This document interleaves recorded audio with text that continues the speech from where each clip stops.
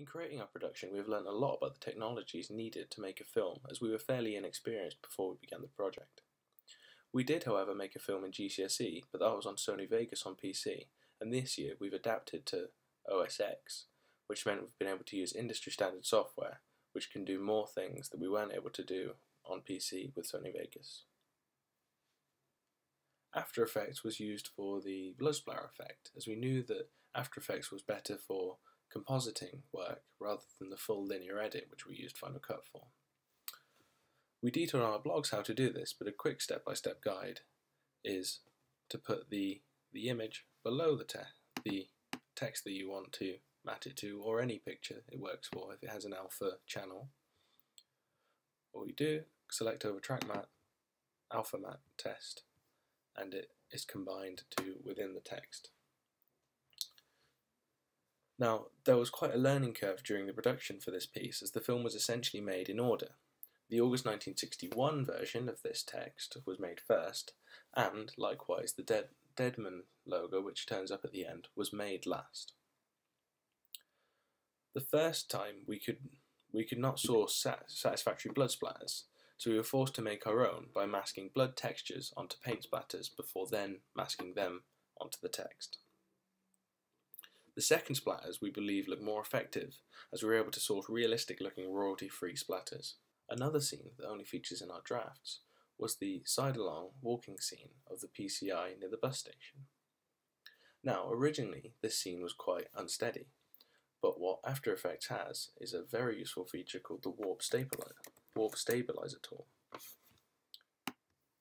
When dragged on, it analyzes in the background so you can carry on working, and what it does is it automatically crops, scales, and positions the scene so that it gets rid of all the shake of the footage and looks like it's filmed with a Steadicam. We use this in combination with the technique of opening up the tripod as we film to add a little bit of stabilization, and it looked really professional once completed.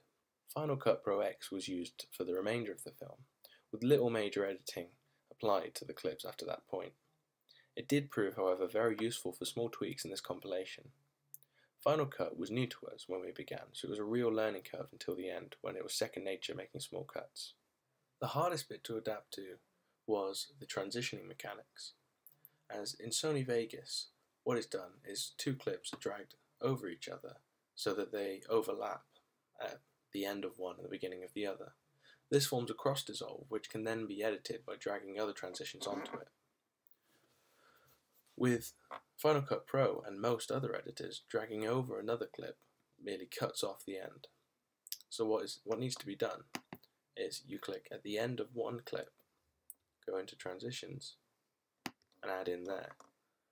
However, what happens sometimes is that the transition doesn't always end up in the middle, which is what's happened now, as it's not zoomed in far enough.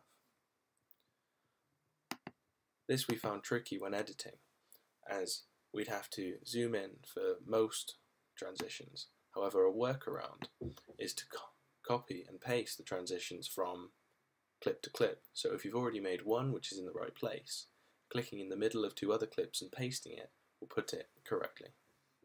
Another feature quite different from any other editor is the grading in Final Cut Pro. After learning this, however, it proved so much more useful than any other, due to one feature called the match color. To match the color of grading between, all you do is select the clip you want to match with something, click match color, and hover over what you wish to match it with. If you click apply match, we now get the colouring applied to this one scene. This didn't work that great for when we wish to grade like other projects. For example, we tried The Hunted from the BBC, as there's a difference in camera quality and lighting between scenes. But when we matched colours of our own shots that were in the same scene, which had the same lighting and same camera, it worked so much better than any other, as we didn't have to flick through all of the options and change them. We just had to do it once and then match scene to scene. Between prelim and final production, the camera quality improved tenfold. This is due to the fact that we used a DSLR camera, which could handle filming in 720p HD. Due to this change, and the fact that I hadn't owned the DSLR for very long, we had to learn the technologies in use, though this resulted in us having a very good knowledge of the camera and tripod before filming. A great example is the pinpoint focus we found the camera could handle, so creating dynamic shots where the camera focuses on things such as police tape resulted in a very professional look. This shot, unfortunately, we had to cut due to an issue with continuity. We also learned a very useful technique of filming day for night, which we have already detailed on our blogs. The technique requires the white balance to be set to tungsten light, and the exposure to be dropped, which due to the changing camera, we could do very effectively. When we edited this scene in Final Cut to grade it, the result was very pleasing.